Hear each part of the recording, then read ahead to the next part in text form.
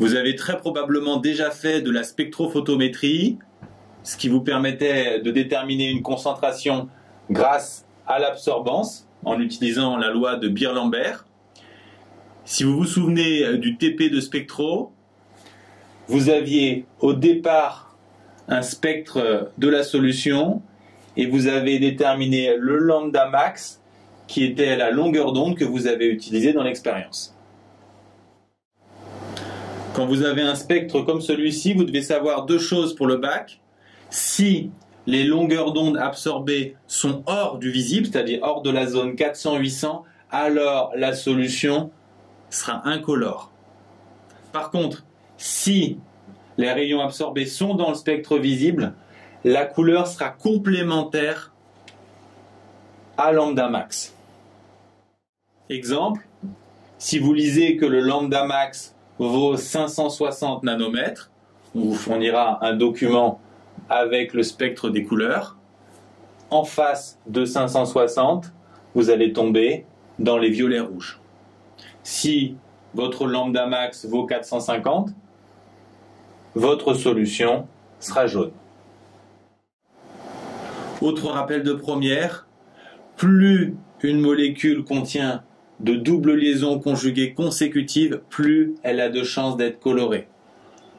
Je vous rappelle que des doubles liaisons sont conjuguées quand elles sont séparées uniquement par une liaison simple. Ici, il y a 10 doubles liaisons conjuguées consécutives. La molécule est colorée, elle est violette. Remarque importante, si cette double liaison était simple, on aurait alors 9 doubles liaisons conjuguées, mais elles ne seraient pas consécutives. On aurait 3 groupes de 3 et la molécule serait très probablement incolore. Toutes ces informations sur les molécules organiques sont qualitatives et même approximatives, voire très approximatives. En fait, en terminale, pour identifier une molécule organique, vous allez utiliser deux nouveaux types de spectres, le spectre IR et le spectre RMN. De la même façon que des lunettes infrarouges permettent de voir dans le noir, le spectre infrarouge permet de découvrir certains secrets des molécules. Un spectre infrarouge, ça ressemble à ça, où T est la transmittance, c'est le pourcentage de rayons qui passent à travers une solution à une longueur d'onde donnée, et sigma, c'est tout simplement l'inverse de la longueur d'onde, en général exprimée en centimètres-1. Tout ça est très théorique. Concrètement, ce qu'il faut savoir, c'est qu'à chacun des creux d'un spectre IR est associé un type de liaison qui va vous permettre de déterminer les groupes caractéristiques d'une molécule. Pour identifier les types de liaisons associés au creux d'un spectre IR, on va vous fournir un tableau comme celui-ci. Si on le regarde de plus près, on peut s'apercevoir qu'il faut se lever de bonne heure pour différencier les COO des amides, des cétones ou des acides. Même chose, si on a un creux autour de 3300, qu'est-ce qui va nous permettre de déterminer si c'est un amide ou un alcool?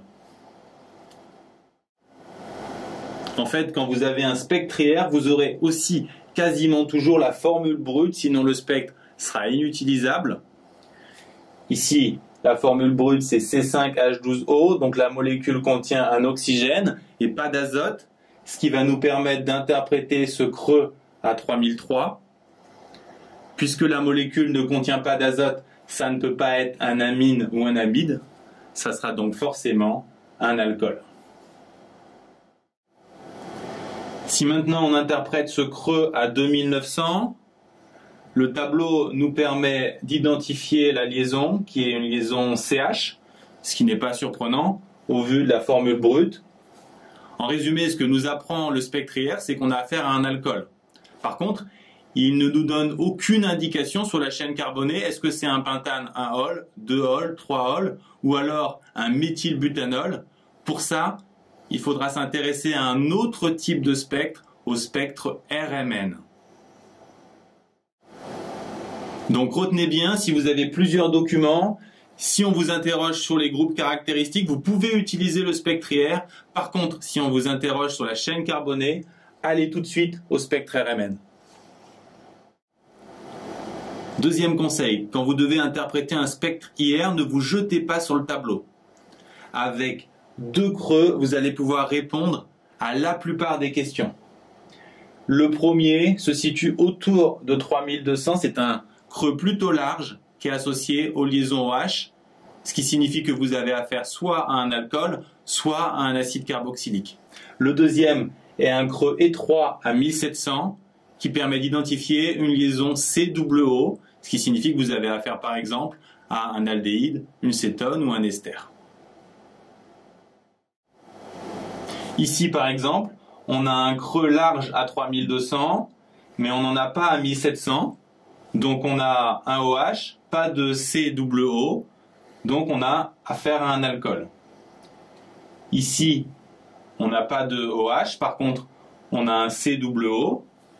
Et enfin, dans ce troisième spectre, on a les deux, donc on a un OH et un COO, donc on a affaire à un acide carboxylique.